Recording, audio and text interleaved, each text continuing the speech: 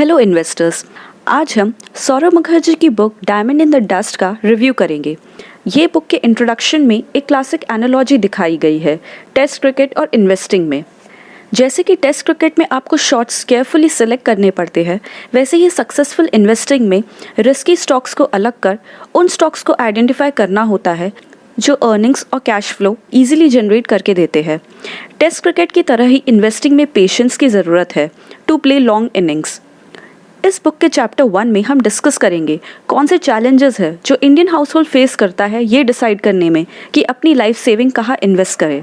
आज हम इस बुक के चैप्टर 1 का रिव्यू करेंगे, तो चलिए शुरू करते हैं। अगर आप इस चैनल पर नए हैं तो इस चैनल को सब्सक्राइब ज़रूर करें। चैप्टर 1 है the 4 most damaging myths in Indian investing. 4 myths के बारे में जानने से पहले इसमें 2 लोगों की फिक्शनल केस स्टडी दी है जो इंडियन इन्वेस्टिंग के बिहेवियर को समझाती है। पहले उसे देखते हैं। पहला है देविका पटेल। देविका पटेल 2007 में 41 की उम्र में CEO बन गई थी जब इंडियन इकोनॉमी अपने हाई ग्रोथ पे था। अपने मिड 50s में वो कुछ 7 फिगर सम पैसे कमा रही थी। जो देविका को बोनस मिल रहा था वो उसे 2010 से मुंबई के booming residential real estate market में इन्वेस्ट कर रही थी, ये सोचकर कि उससे ज़िंदगी भर बेनिफिट मिलता रहेगा। देविका ने मुंबई के अपकमिंग रेजिडेंशियल हाई राइज के 2 लग्जरी फ्लैट्स में इन्वेस्ट किया।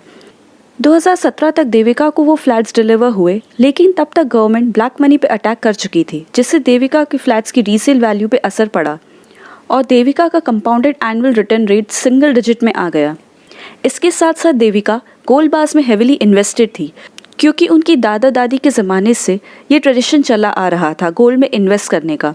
लेकिन गोल्ड में भी देविका को बहुत कम मॉनेटरी बेनिफिट मिला। इन सब से डिसअपॉइंट होके देविका ने FD में इन्वेस्ट किया। एक वेल्थ मैनेजर ने बताया कि मुंबई के एक सब अर्बन कोऑपरेटिव बैंक में 18% रिटर्न मिल रहा है। 1 करोड़ जितने पैसे लगाने के बाद देविका को 2019 में पता चला कि वो बैंक हज़ारों लोगों के सेविंग्स लेकर भाग गया। अब देविका के पास अपने रिटायरमेंट के लिए पैसे नहीं बचे। जो भी पिछले 20 साल में इन्वेस्ट किए थे रियल एस्टेट में, गोल्ड में या FD में, उसका कंपाउंडेड रिटर्न 0 था। देविका के पास 9 करोड़ वर्थ पैसे थे, जिसमें से 6 करोड़ रियल एस्टेट में डाले, गोल्ड में 2 करोड़ और FD में 1 करोड़। देविका को एटलीस्ट 20 करोड़ चाहिए थे एक अच्छी रिटायरमेंट के लिए। तो क्या लगता है देविका रिटर्न्स रिकवर कर पाएगी? ऐसे बहुत से लोग हैं जो अपने पैसे को सही से यूज़ कर नहीं पाते टू जनरेट गुड कंपाउंडिंग। अब दूसरे केस की बात करते हैं, राजवीर भाटिया, जो कि IIM टॉपर रह चुका है। 7 फिगर सम सैलरी कमाते हुए उसे पता है कि अपने पैसे को कैसे इन्वेस्टमेंट से कंपाउंड करना है, तो इसलिए वो स्मॉल कैप स्टॉक्स में अपने पैसे लगा देता है। 2014 और फिर 2017 में उन स्टॉक्स की वैल्यू आसमान छू जाती है, जिससे राजवीर की इनिशियल इन्वेस्टमेंट डबल हो गई। लेकिन 2018 आया और राजवीर का 1/3 पोर्टफोलियो डूब गया, और जब 2020 का मार्च हिट हुआ तब राजवीर का पोर्टफोलियो हाफ हो गया। और 6 साल बाद यानी 2014 से 2020 में फिर राजवीर का पोर्टफोलियो वहीं आ गया जहां से शुरू किया था। राजवीर को डाइवर्सिफिकेशन करने के मेरिट्स पता थे। इस स्मॉल कैप ट्रेडिंग के साथ साथ राजवीर ने क्रेडिट रिस्क फंड्स में भी इन्वेस्ट किया था, जो multinational mutual fund house manage कर रहा था। राजवीर ने अपने रिटायर्ड पेरेंट्स के रिटायरमेंट कॉपस में से ज़्यादातर हिस्सा भी उसमें लगा दिया था। 2020 में एक दिन न्यूज़ आई कि उस मल्टीनेशनल फंड हाउस ने सारे इन्वेस्टेड पैसे लोगों के फ्रोज कर लिए। 35 साल के राजवीर के पास 5 करोड़ के एसेट्स थे, जिसमें से 3 करोड़ स्मॉल कैप स्टॉक्स में लगाए थे और FDs में 2 करोड़ राजवीर के पेरेंट्स के थे। तो क्या राजवीर अब अगले 15 साल के लिए पैसे बना पाएगा? ये 2 तो फिक्शनल केस स्टडीज़ थी, लेकिन बहुत से लोग ऐसे ही गलती करते हैं इन्वेस्टमेंट में और पैसे नहीं बना पाते। इस बुक में बताया है कि RBI की रिपोर्ट के अनुसार एवरेज इंडियन हाउस होल्ड की 84% वेल्थ रियल एस्टेट में है और दूसरे फिजिकल गुड्स में है, 11% गोल्ड में है और बाकी के 5% फाइनेंशियल एसेट्स में है। और इसलिए ये 4 मिथ्स है इंडिया में इन्वेस्टिंग को लेकर। दोस्तों, अगर ये वीडियो पसंद आ रहा है तो इस वीडियो को लाइक और शेयर ज़रूर करें। तो पहले मिथ की बात करते हैं, gold will help me protect my wealth. जैसे पहले बताया कि गोल्ड में 11% वेल्थ लोगों की इन्वेस्टेड है, लेकिन क्या ये सही में इन्वेस्ट करने लायक है? आइए समझते हैं। इस टेबल को देखें तो पिछले 10, 20 और 30 साल में गोल्ड ने 9.2%, 12.7% और 9.3% कंपाउंडेड एनुअलाइज रिटर्न दिया है, उसी टाइम पे इक्विटी के इन्वेस्टमेंट ने 10.4%, 15% और 14.8% कंपाउंडेड रिटर्न दिया है, जो कि गोल्ड से ज़्यादा है। अगर हम 3 अलग अलग दशक भी देखें तो गोल्ड ने सेंसेक्स से अंडर परफॉर्म किया है। 1990 से 2000 में गोल्ड प्राइसेस 2.8% एनुअलाइज रिटर्न से ग्रो हुआ है, जो कि इन्फ्लेशन को तक बीट नहीं कर पाया। 2010 से 2020 में गोल्ड ने बहुत कम मार्जिन से अंडर परफॉर्म किया। गोल्ड का रिटर्न था 9.2% और सेंसेक्स का 10.4%। लेकिन इस दशक में गोल्ड प्राइसेस बहुत वॉलेटाइल थे देन इक्विटीज़। बहुत से लोगों का मानना है कि गोल्ड नेगेटिवली कोरिलेटेड है इक्विटीज़ से, मतलब गोल्ड ऊपर जाएगा जब इक्विटी नीचे जाएगी और वाइस वर्सा। लेकिन इस पे जो डेटा है वो बहुत मिक्स्ड है, उसको समझते हैं। इस टेबल को देखें तो पिछले 10 साल में गोल्ड नेगेटिवली कोरिलेटेड है इक्विटीज़ से, लेकिन पिछले 20 और 30 साल में ये कोरिलेशन थोड़ा पॉजिटिव हो गया है। इसका मतलब है गोल्ड और इक्विटी के प्राइसेस ज़्यादा या कम आगे पीछे ही चले हैं। इसको हम अगर अलग अलग डिकेड्स में देखें तो हम देख सकते हैं कि ज़्यादातर टाइम में गोल्ड पॉजिटिव ही कोरिलेटेड रहा है इक्विटीज़ से।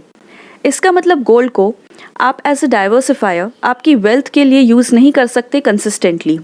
तो इसलिए ये बहुत बड़ा मिथ है और एक इंडियन इन्वेस्टर को इसको अपने पोर्टफोलियो में रखने से बचना चाहिए। दूसरा मिथ है real estate will help me grow my wealth. Real estate की बात करें तो पिछले 5 साल में दिल्ली, मुंबई, बैंगलोर जैसे मेट्रो सिटीज़ का 3 से 4% रिटर्न आया है हर साल, जो कि कंज्यूमर इन्फ्लेशन के जितना है।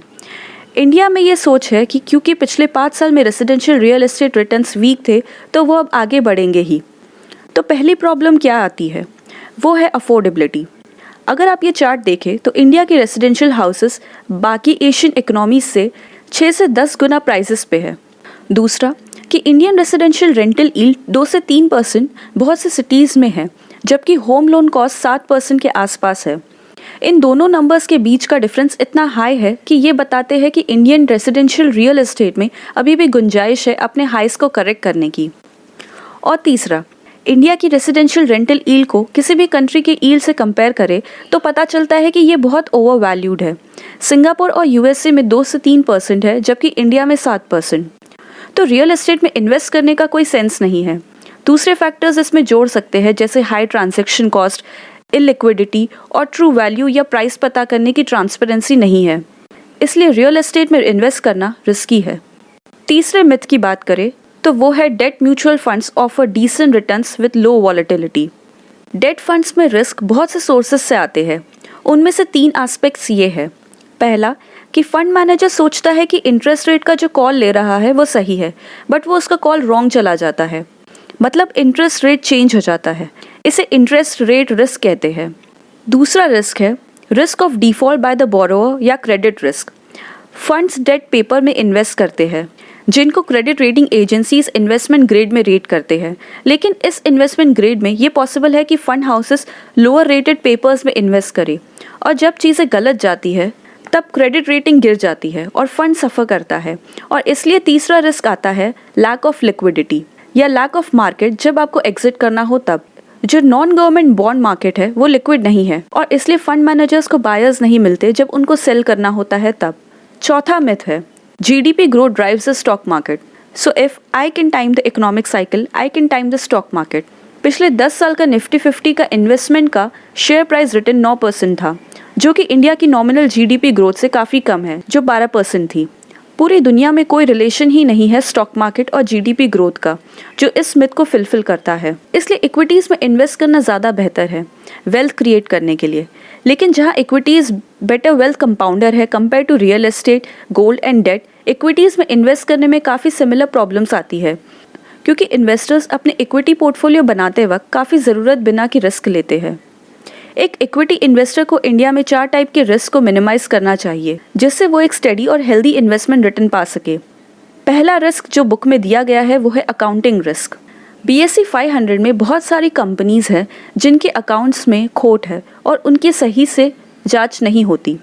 12 फॉरेंसिक अकाउंटिंग रेशियोज़ है इस बुक में, जिससे पता किया जा सकता है कि किस कंपनीज़ में अकाउंटिंग रिस्क है और किस में नहीं। इसके बारे में डिटेल में चैप्टर 2 में स्टडी करेंगे। दूसरे रिस्क की बात करें तो वो है रेवेन्यू रिस्क। इंडिया की पर कैपिटा इनकम बहुत कम है, जिससे बेसिक एसेंशियल्स जैसे FMCG प्रोडक्ट्स, मेडिसिन्स, कपड़े, बेसिक फाइनेंशियल सर्विसेज, इनके अलावा बाकी सब लग्जरी आइटम्स है काफ़ी लोगों के लिए, जिससे छोटी कार या एंट्री लेवल टू व्हीलर्स की डिमांड भी काफ़ी फ्लक्चुएट करती है। एग्जाम्पल ले तो मारुति सुजुकी की डिमांड ग्रोथ 6 से 7 साल काफ़ी रहती है, फिर अगले 3 से 4 साल कम रहती है, जिससे उसके स्टॉक प्राइस की वॉलेटिलिटी उसके टॉप लाइन ग्रोथ की वॉलेटिलिटी पे असर करती है। वही एक कंपनी एसेंशियल प्रोडक्ट सेल कर रही है, जैसे एशियन पेंट्स या मैरिको, इनमें आपको स्टेडी रेवेन्यू ग्रोथ मिलेगा 10 से 20% के बीच हर साल। इसलिए वो कंपनीज जो एसेंशियल प्रोडक्ट्स बेचती है उनमें इन्वेस्ट करने में रिस्क कम हो जाता है। तीसरा रिस्क है प्रॉफिट रिस्क। जैसा कि इंडिया में कॉस्ट ऑफ कैपिटल बहुत ज़्यादा है, तो बहुत मुश्किल से कंपनीज मिलती है जो R&D पे खर्चा करे। एक कंपनी कोई नीश ढूंढती है तो बाकी सारी कंपनीज उसको फॉलो करने लगती है, तो इससे जो बहुत सी नई कंपनीज आती है वो फर्स्ट मूवर कंपनी के प्रॉफिट्स को कम कर देती है और उसके शेयर होल्डर्स के लिए रिस्क क्रिएट कर देती है। इस रिस्क को रिड्यूस करने के लिए हम उन सेक्टर्स को देखते हैं जिसमें लंबे समय तक एक या दो कंपनीज ही 80% बनाती है सेक्टर का प्रॉफिट। इन मोनोपोलीज के प्रॉफिट मार्जिन में लो वॉलेटिलिटी रहती है। चौथा रिस्क है लिक्विडिटी रिस्क। लिक्विडिटी ये है कि कितनी आसानी से एसेट या सिक्योरिटी जैसे स्टॉक्स मार्केट में खरीदे और बेचे जा सकते हैं। इसे average daily traded volume of stock में मेजर करते हैं। जितना ज़्यादा ADV उतना आसानी होगी स्टॉक को बाय या सेल करने में। इंडिया सबसे लीस्ट लिक्विड स्टॉक मार्केट है वर्ल्ड में, क्योंकि प्रमोटर्स के पास आधे से ज़्यादा शेयर्स पड़े हैं, जिससे जो टॉप 30 स्टॉक्स है उनके अलावा बाकी सब में लिक्विडिटी बहुत जल्दी गिर जाती है। और जब तक आप BSE 100 के नीचे हिस्से में पहुंचते हैं, ADV 10 करोड़ पर डे तक गिर चुका होता है। इतनी लो लिक्विडिटी से स्टॉक प्राइसेस में हलचल मच जाती है। अपने पोर्टफोलियो को लिक्विड स्टॉक्स की तरफ रखने से रिस्क कम हो सकता है। जब आप रिस्क कम कर लोगे तो आप स्टेडी और हेल्दी रिटर्न्स बना पाओगे इक्विटी से। उसके लिए आपका अप्रोच होना चाहिए कि क्लीन कंपनी खरीदे जो एसेंशियल प्रोडक्ट्स और सर्विसेज बेचे और जिसमें हाई बैरियर टू एंट्री हो। इस अप्रोच को कंसिस्टेंट कंपाउंडिंग कहते हैं। इसके 3 की एलिमेंट्स हैं: credible accounting, competitive advantage and capital allocation. Credible accounting में कुछ अकाउंटिंग रेशियोज और टेक्निक्स है जिससे उन कंपनीज को पहचाना जा सकता है जिसमें लीस्ट अकाउंटिंग रिस्क हो और हाई रिलायबिलिटी हो फाइनेंशियल स्टेटमेंट्स में। कॉम्पिटिटिव एडवांटेज वो कंपनीज को ढूंढने के लिए है जिसमें हाई प्राइसिंग पावर हो और मार्केट के लीडर्स हो और जो कॉस्ट ऑफ कैपिटल से ज़्यादा रिटर्न्स कमाए कंसिस्टेंटली। इससे रेवेन्यू और प्रॉफिट रिस्क कम हो जाता है। तीसरा कैपिटल एलोकेशन है, जो कि उन कंपनीज को ढूंढना है जो अपने एक्सेस रिटर्न्स का बेस्ट यूज़ करे जिससे उनका बिजनेस ग्रो हो। इन 3 पिलर्स को यूज़ करके किस स्टॉक को खरीदना है उसे कंसिस्टेंट कंपाउंडिंग फॉर्मूला कहते हैं। ये इस टेबल से समझ सकते हैं। तो इंडियन स्टॉक मार्केट को 3 सेट ऑफ कंपनीज में डिवाइड किया गया है। टाइप ए में वो कंपनीज है जिनका ROC उनके कॉस्ट ऑफ कैपिटल से कम होता है। ये कंपनी अपना बिजनेस ग्रो करने में स्ट्रगल करती है। 80 से 90% स्टॉक्स इस कैटेगरी में आते हैं। इन स्टॉक में आप पैसा सिर्फ PE के एक्सपैंड होने से ही बना सकते हैं। अगर आपकी टाइप ए की कंपनी की 10 साल में PE डबल हो जाती है तो आपका रिटर्न 7% CAGR पे आएगा। और अगर आप इस स्टॉक से गलत टाइम पे एग्जिट करते हैं तो PE हाफ हो जाता है, तो आपका रिटर्न -7% CAGR होगा।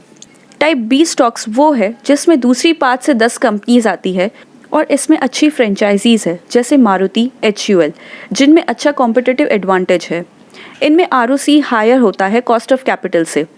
इससे ये कंपनीज 10 से 12% पे अपना बिजनेस ग्रो करती है। तो अगर आप सही टाइम पे एंटर हुए और 10 साल में PE डबल हो गया तो आपका रिटर्न 18 से 19% होगा, यानी 7% PE के डबल होने से और 10 से 12% कंपनी की अर्निंग्स ग्रोथ से। वैसे ही जब आपने एग्जिट किया और PE हाफ हो गया तब आपका रिटर्न 3 से 5% का होगा। 10 से 12% कंपनी की अर्निंग्स ग्रोथ -7% PE का आधा होने से। अब बात करते हैं टाइप C स्टॉक्स की, जिसके बारे में बुक में आगे बताया गया है। इसमें 1% स्टॉक्स आते हैं। इनमें डोमिनेंट प्लेयर्स आते हैं। इनमें ROC काफ़ी हाई होती है उनको कॉस्ट ऑफ कैपिटल से। Vast free cash flow generate होता है इन स्टॉक्स में, जिससे वो जेनरस डिविडेंड्स पे करते हैं। अर्निंग्स ग्रोथ इन कंपनीज की 25% पे कंपाउंड होती है। तो अगर आप 10 साल बाद PE डबल के साथ एग्जिट करते हो इस टाइप के स्टॉक से तो आपका रिटर्न मिलेगा 34%, यानी 25% अर्निंग्स से, 7% PE डबल होने से और 2% डिविडेंड यील्ड से। और अगर आप PE हाफ के साथ भी एग्जिट करते हो तो 10 साल बाद भी आपका रिटर्न 20% होगा, यानी 25% अर्निंग से, -7% PE हाफ होने से, प्लस 2% डिविडेंड यील्ड से, जो कि टाइप बी स्टॉक के जितना ही है। तो दोस्तों, ये बुक के कुछ टेक अवेज है। उम्मीद है आपको ये रिव्यू पसंद आया होगा। अगले वीडियो में हम नेक्स्ट चैप्टर का रिव्यू करेंगे। तब तक के लिए